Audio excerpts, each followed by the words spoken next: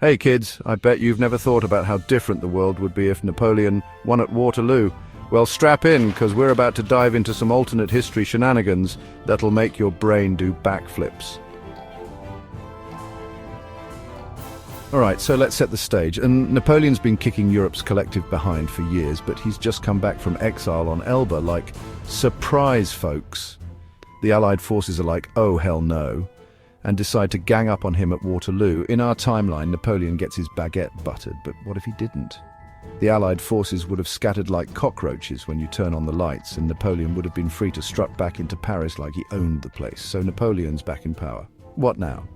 Well, for starters, say goodbye to the Congress of Vienna and their plans for a balanced Europe.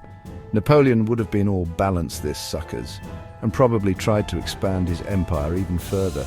Maybe he'd finally get that invasion of Britain he'd been dreaming about. Napoleon was actually a pretty progressive dude for his time. He introduced the Napoleonic Code, which was basically here's some basic rights for everyone, now stop complaining. Now let's zoom out and look at the big picture. With Napoleon still running the show in Europe, the whole colonization game would have been turned on its head. Napoleon was a big fan of science and technology. If he'd stuck around longer, we might have seen some crazy advancements. Steam-powered baguette makers, wee. And culturally, well, let's just say berets might have become the global standard for headwear. On second thought, maybe it's good Napoleon lost after all. So there you have it, kids. A world where Napoleon didn't get his croissant crushed at Waterloo.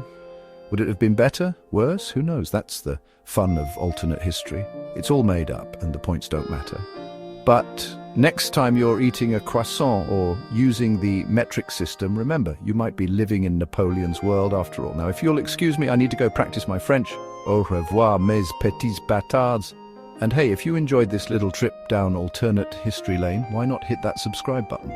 It's like conquering Europe, but way easier and with less angry Prussians involved.